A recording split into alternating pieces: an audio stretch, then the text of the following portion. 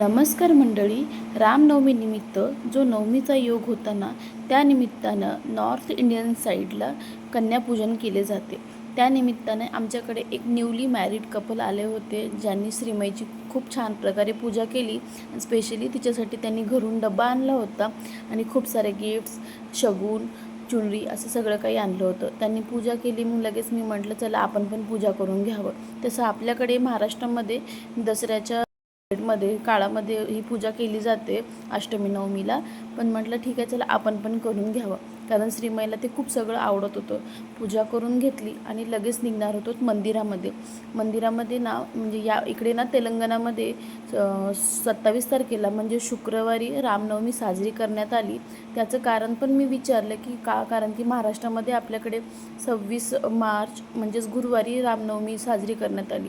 जेव्हा मी महाराजाला त्याचं कारण विचारलं, महाराजांनी काहीतरी मुहूर्त आणि योग याचं असं रिझन आहे म्हणून सांगितलं. त्याच्यामुळे आपल्याकडे म्हणजेच तेलंगणामध्ये ही रामनवमी ही 27 तारखेला साजरी करण्यात आली. लवकर पूजा करून घेतली श्रीमाईची आणि त्या केला. श्रीमाई मात्र मला काही आशीर्वाद द्यायला तयार नव्हती, पण जसं पण तिचे बाबांना आशीर्वाद घेण्यासाठी झुकले ना, तेव्हा मात्र श्रीमाईने सुखी राहा असं त्यांना आशीर्वाद दिले. चला, तसंही तिचा जीव तिच्या बाबांवर खूप जास्त आहे, कदाचित माझ्यापेक्षाही. पण सगळं बघून छान वाटलं. हे ना त्यांनी दिलेलं गिफ्ट होतं, जे की कंपोस्ट होतं. म्हणजे हे तिला ना स्कूलमध्ये जाताना उपयोग होणार आहे आणि एकदम छान होतं दिसायला. आणि ते पिंक कलरचं असल्यामुळं ना श्रीमाई एकदम थँक्यू असं करू लागली होती व्हिडिओमध्ये. मस्त. श्रीमाई तर मात्र एकदम फॉरेनर दिसत होती. मी तुम्हाला तिचा चेहरा दाखवला असता, पण ती काही इकडं बघायचं नाव घेतच नाही आहे. तिच्या एकदम तिला गडबड लागलेली होती मंदिरात जाण्याची. आम्ही दर्शनासाठी मंदिरात निघालो. मंदिरात गेल्यावर मात्र मला बिलकुलच टाईम भेटला नाही फोटोशूट किंवा व्हिडिओ शूट करण्यासाठी, कारण की तिकडे अफाट गर्दी होती. दर्शन घेऊन घरी लगेच आलोत, कारण की श्रीमाईच्या बाबांना ऑफिसला जायचं होतं.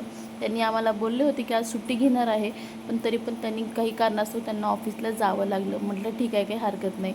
श्रीमाई बिचारी मात्र उगी त्यांच्या गाडीकडे बघत होती.